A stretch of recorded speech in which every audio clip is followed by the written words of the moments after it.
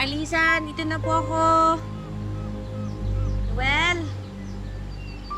Nak, nandito na si Mami. Dali. Tuin na natin yung paborito mo.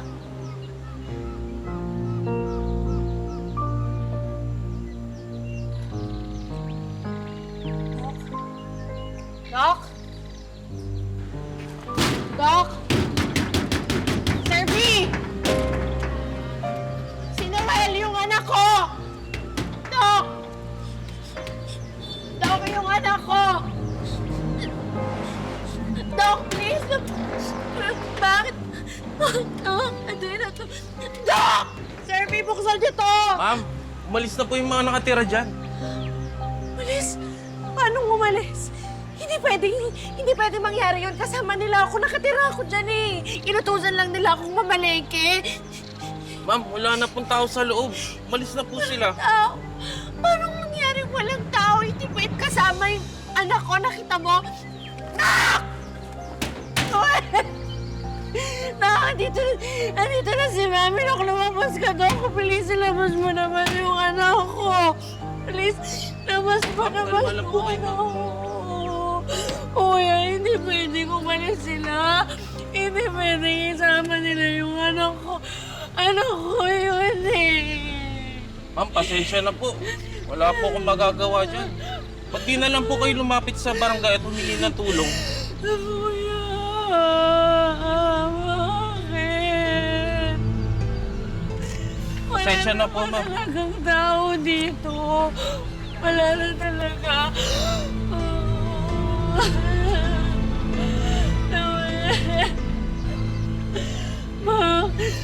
Bakit kasi? Bakit ka naman natiwala ako? Ano kasi naman?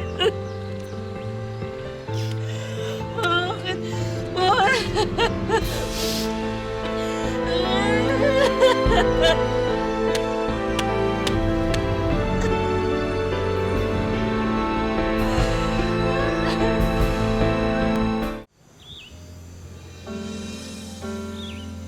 Sana okay ka lang.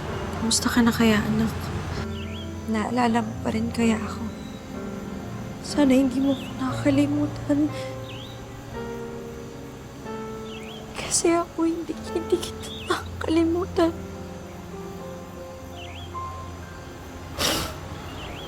Miss na kita, anak.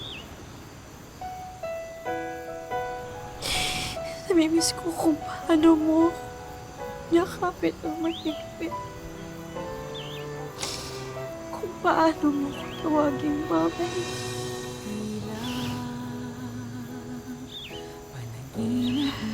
Namahan kita, anak. Sana tawad mo ako. Sana hindi mo ko makalimutan. Noel. Namahan kita, anak.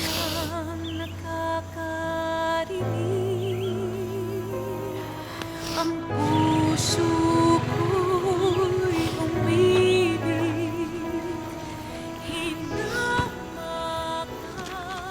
Miss, ito na po yung order nyo. Ito po. Salamat, kuya.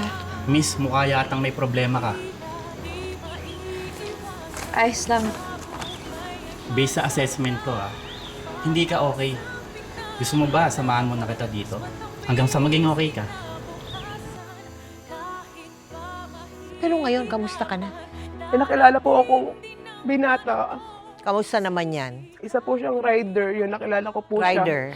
Yan, sabi ko, naghanap po kasi ako ng rider noon. Tapos Oo. yun, pinick up niya po ako. Tapos na-inlove daw po siya sa akin kasi nga, napakasimple ko daw po. Oo. Yun, sabi niya. Tapos niligaw-ligawan na po niya ako.